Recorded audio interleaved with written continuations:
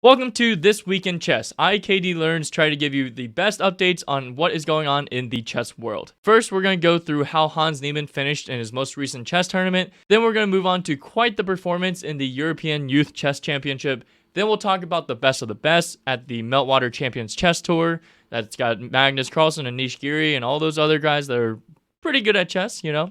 Next, we'll talk about some Twitter drama. And no, I'm not talking about Elon Musk. He's not the only one stirring up some drama in the Twitter world. This is chess Twitter that I'm talking about. And last but not least, I'll tell you what's coming up next in the world of chess. First up, Hans Niemann. What has he been doing since the lawsuit, right? Well, despite saying that the defamatory remarks and everything of Magnus and Hikaru and Chess.com would bar him from playing in chess tournaments, he is playing in the Fall Chess Classic hosted by the St. Louis Chess Club. It's split into Group A and Group B, kind of two separately independently run events, but Hans Niemann finished 4th place with an almost perfect Nishikori tournament. He had 8 draws and 1 win. He finally snuck out the win in the second to last game by proving the power of an advanced passed pawn, and you can check that video out in the description below. I'll link to it so you can see how he exactly got his 1 win of the tournament. But overall, 4th place, pretty good finish. And then the actual winners was Yu Yangyi in Group A, who beat out Vidit for a score of 6.5 out of 9.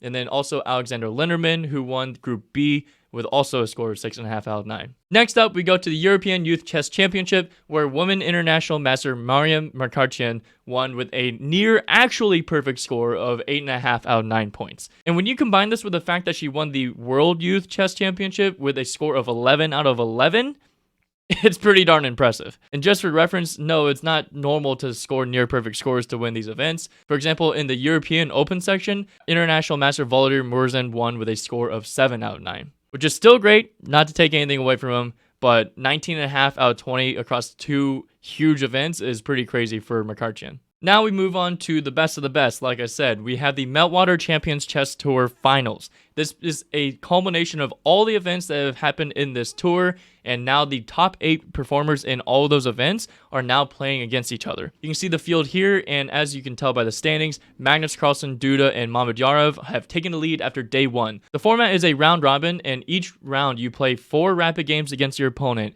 and if you win before tiebreaks, you score 3 points. If you go to tiebreaks and win in the tiebreaks, then you score 2 points, while the other person scores 1.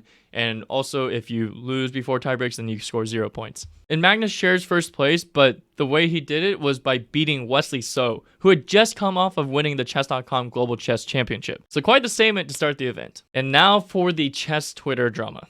Let's just all take a deep breath real quick, okay? Now we're ready.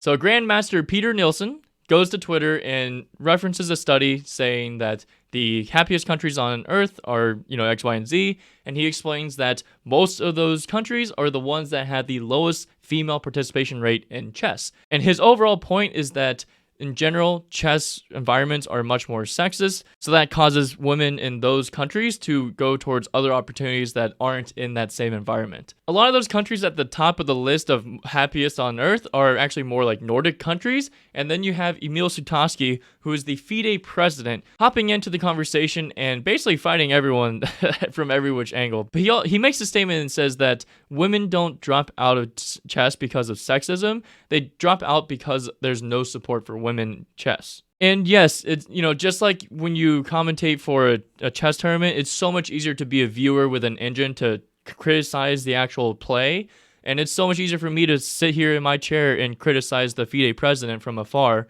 But at the same time, when he's complaining about no support for women's chess, he's one of the more powerful people in chess that can help influence the structure and support for women in chess. And I thought that this was really well highlighted in a video that Jen Shahade tweeted out. This is a video of Pia Kramling, who is a grandmaster, not a woman grandmaster, a grandmaster, a Swedish female chess legend. And she made the remark that Nordic countries resist the urge to have women's chess events. So she believes that the low participation of women in those countries are actually due to the lack of women's specific events and support. And one of the main ways that I think I can contribute is just by keeping the conversation alive, because I do think it's an important topic, and I do hope to see more support for women in chess in the future. Regardless of your opinion, go share it in the comments below, and we'll see how how that one goes. But for now, let's just talk about the near-term future, which is what's coming up in the next few series of events in chess. One is the Chess.com Speed Chess Championship, which starts November 21st. And oh my gosh, Hikaru is the 4-time reigning / defending chess champion of this event. But now with the merger of Play Magnus Group and Chess.com, Magnus Carlsen has now entered the room. You can see the full field here, but this is going to be a big storyline of Magnus versus Hikaru whenever we may or may not get that during the event.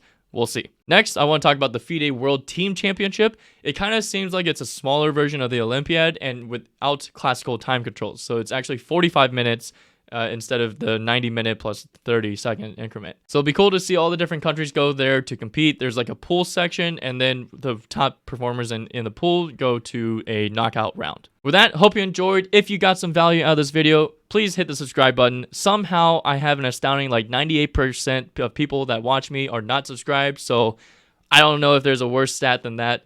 Please help me out. Hope you enjoyed. Happy learning, everyone.